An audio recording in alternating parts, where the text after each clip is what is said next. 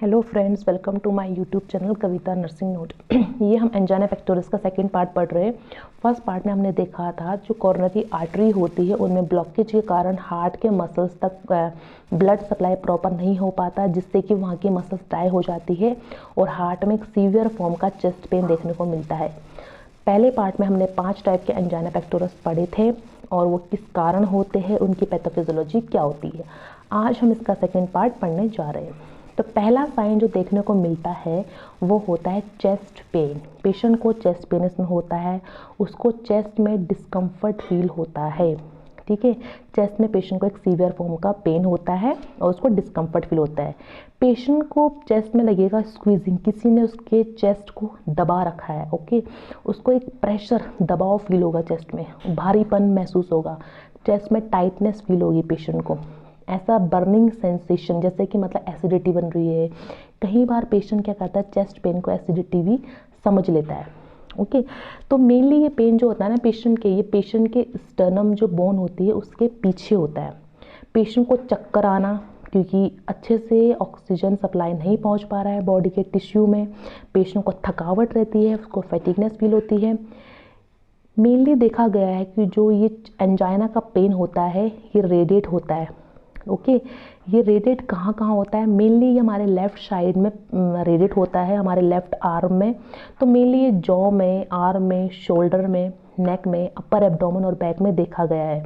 कहीं बार pen patient को right side में भी हो सकता है। मतलब जो अम्बिलिकल जो एरिया होता है, नाभि का एरिया, उसके ऊपर मेनली जितना ही पेन होता है वो हमें एंजाइना के थ्रू वो रेडिएट कर सकता है। पेशेंट को इंडाइजेशन, उसका खाना ढंग से पाचन नहीं हो पाता। नोजिया, पेशेंट को उल्टी की फीलिंग आती है, उससे वॉमिटिंग होती है। क्रैम्पिंग, ऐसा लगता है कि बहुत तेज सीवियर दर्द हो रहा है पेशेंट के एब्डोमेन में भी। ठीक है, उसको सांस की इसमें बहुत दिक्कत होती है, जैसे हम डिस्निया बोलते हैं। उसको चॉकिंग, गले में कुछ फंस गया ऐसा लगता है पेशेंट को। उसको एक हैवी सेंसेशन फील होगा अपर चेस्ट में। पेशेंट को बेहोश, ऐसा फेंटिंग फीलिंग आएगी, उससे सांस की भी बहुत ज़्यादा कमी हो जाएगी। अब नेक्स्ट देखते हैं हम इसके डायग्नोसिस में पहला हम देखते हैं पेशेंट का। यहाँ पर पहले तो हम पेशेंट का हिस्ट्री और फिजिकल एग्जामिनेशन करते हैं। ओके, हिस्ट्री में क्योंकि जो हार्ट की बीमारियाँ होती है वो आगे क्या होती है, फॉरवर्ड होती है, आगे जाती है वो फैमिलीज़ में। तो पेशेंट की हम हिस्ट्री कलेक्शन करेंगे। उसकी फिजिकल एग्जामिनेशन में उसका बीपी कैसा है, उसको दिन भर थकान रहती है कि नहीं रहती, उसको वीकनेस होती है कि नहीं होती, पेशेंट बताएगा मुझे सांस की कमी होती है कि नहीं होती है, उससे सब कुछ हम पता कर लेंगे। इलेक्ट्रोकार्डियोग्राम में हम क्या करेंगे, पेशेंट के चेस्ट पे कुछ इलेक्ट्रोड्स लगा के हार्ट की इलेक्ट्रिकल एक्टिविटी को एक ग्राफ की फॉर्म में नापते हैं। ठीक है, जिसे हम ईसीजी और ईकेजी बोलते हैं। उसमें हार्ट के जितने भी चैम्बर्स होते हैं वो कैसे फंक्शन कर रहे हैं वो प्रॉपर उसमें ग्राफिकल फॉर्म में हम देख सकते हैं। वॉल प्रॉपर फंक्शन कर रही है कि नहीं कर रही है। एंजियोग्राफी, इसमें हम देखते हैं कि जो कॉर्नरी आर्टरी होती है उनमें से कौन सी कॉर्नरी आर्टरी है जिसमें ब्लॉकेज है। तो हम क्या करते हैं, एक वायर क्या करते हैं, ग्रोइन एरिया से डालते हैं और उसमें मेडिसिन डालते हैं, ट्रेसर डालते हैं। तो जहाँ पर ट्रेसर आगे जा नहीं पाता है, ब्लॉक के कारण रुक जाता है, इट मीन्स वहाँ की आर्टरी क्या हो रखी है, ब्लॉक हो रखी है। तो ग्राफिकल फॉर्म में इसको हम देखते हैं। पेशेंट का ब्लड टेस्ट हम इसलिए करवाते हैं कि क्योंकि जब भी हार्ट की जो ब्लड जो मसल्स होती है ना, जो सेल्स होती है, जब भी सेल्स बिना ऑक्सीजन के इस्कीमिया होता है सेल में मेनली, ठीक है, डाई हो जाती है, तो वहाँ ऑक्सीजन पहुँच नहीं पाता है।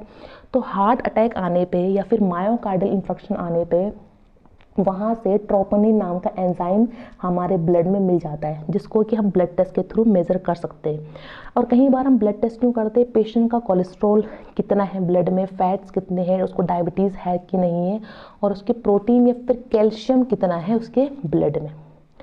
इकोकार्डियोग्राम, इको मीन्स साउंड के द्वारा, तो साउंड के द्वारा हम पेशेंट की कार्डिक एक्टिविटी को ग्राफ फॉर्म में नापते हैं। तो हम इसमें क्या करते हैं, हाई फ्रीक्वेंसी साउंड वेव्स डालते हैं, जिस साउंड वेव से हम पेशेंट का जो हार्ट है वो किस रेट से, किस रिदम से, किस वेलोसिटी से हार्ट फंक्शन कर रहा है कि नहीं कर रहा है, उसकी वॉल्व कैसे फंक्शन कर रही है कि नहीं कर रही है। ठीक है, तो एक इको की फॉर्म में हम हार्ट की पूरे जो फंक्शन है उसके मोशन को, हम उसकी वेंट्रिकल्स के मोशन को, उसकी आर्टरी के मोशन को देखते हैं। चेस्ट एक्सरे हम मेनली हमारे हार्ट के लिए और लंग्स के लिए भी करते हैं। ठीक है, कि वो ऑर्गन्स वेल फंक्शन कर रहे हैं कि नहीं कर रहे। एमआरआई का मतलब होता है मैग्नेटिक रेजोनेंस इमेजिंग। इसमें रेजोनेटिंग वेव्स ली जाती है, ठीक है। मैग्नेटिक जो वेव होती है वो एक अच्छी क्लियर इमेज हमारी हार्ट की देती है। सीटी स्कैन, सीटी मतलब होता है कंप्यूटराइज्ड टोमोग्राफी स्कैन। कई बार हम सीटी स्कैन को ना डाई के साथ भी करते हैं। उससे क्या होता है कि जहाँ पर कॉर्नरी आर्टरी में ब्लॉकेज होता है वो हमको प्रॉपर तरीके से दिख जाता है, और इसकी पिक्चर्स हमेशा कलरफुल फॉर्म में आती है, तो वो हमको ट्रेस करने में ईजी होता है। ओके, नेक्स्ट आते हैं हम पोजिशन एमिशन टोमोग्राफी स्कैनिंग। इसमें हम क्या करते हैं, न्यूक्लियर रेडियोएक्टिव सब्सटेंस को कॉर्नरी आर्टरी में डालते हैं, और जहाँ पर वो ट्रेसर आगे जा नहीं पाता है, रुक जाता है, इट मीन्स वहाँ पर ब्लॉकेज होता है, और उसको हम स्कैन के थ्रू पता लगा लेते हैं। होल्टर मोनिटर हम उन पेशेंट में करते हैं जिनमें अचानक से ईसीजी नहीं आ पाती है, या जो मतलब हार्ट कई बार तो उसका अच्छे से फंक्शन करता है, कई बार नहीं करता है, तो हम 24 घंटे के लिए उसके ऊपर एक होल्टर मोनिटर उसके चेस्ट में लगा देंगे, तो हमें पता लग जाएगा कि पूरे दिनचर्या में, पूरे 24 घंटे में पेशेंट के हार्ट ने किस तरीके से फंक्शन किया है। मैनेजमेंट, तो मेडिकल मैनेजमेंट हम पेशेंट को कैसी ड्रग्स देते हैं, हम उसको कॉर्नरी वेसो डायलेटर देते हैं, ठीक है। जो कॉर्नरी वेसल्स को डायलेट कर देगा वैसी दवा हम पेशेंट को देते हैं।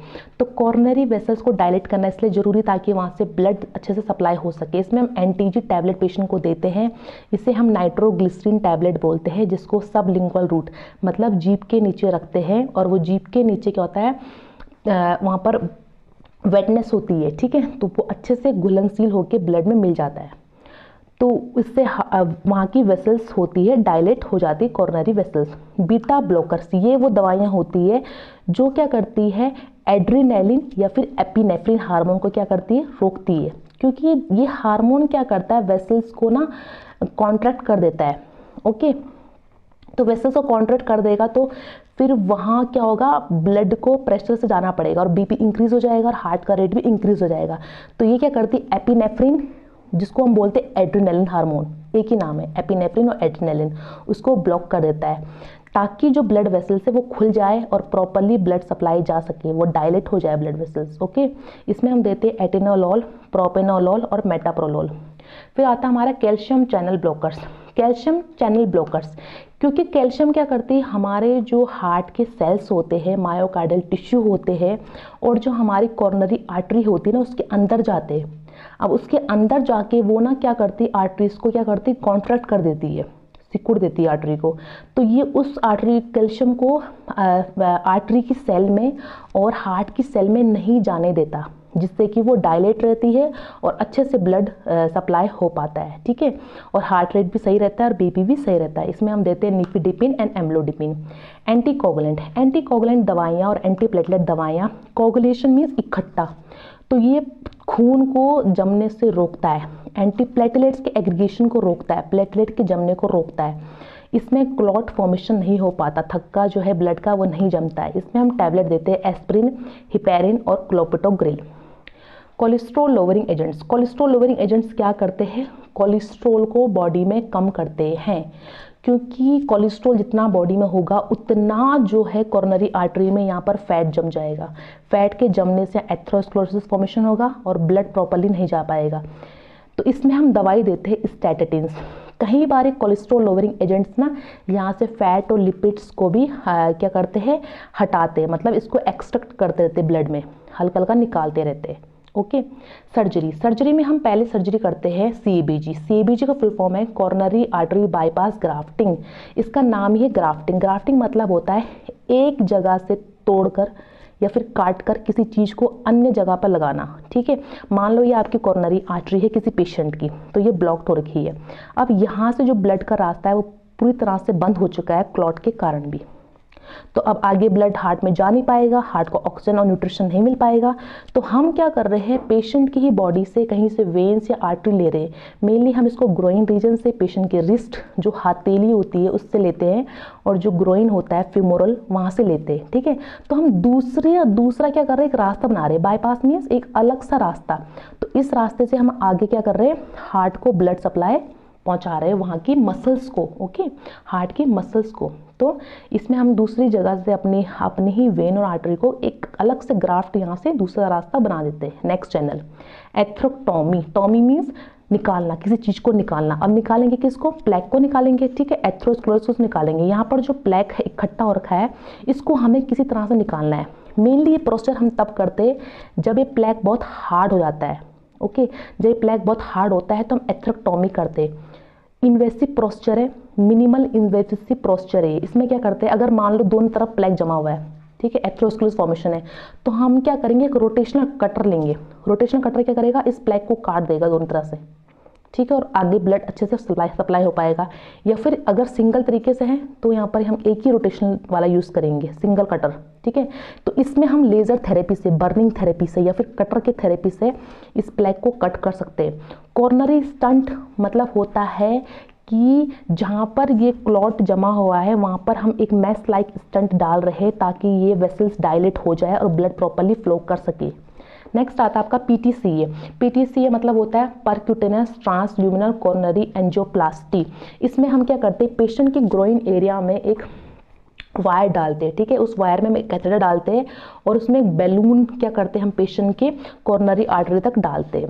आप क्या करेंगे, मान लो यहाँ प्लेक फॉर्मेशन है तो इस बैलून को हम बार बार क्या करेंगे, इन्फ्लेट करेंगे, फुलाएंगे। ओके, तो जिससे क्या होगा कि ये जो यहाँ पर जो फैट इकट्ठा है या फिर एथेरोस्क्लेरोसिस फॉर्मेशन है, प्लेक फॉर्मेशन है, ये दब जाएगा।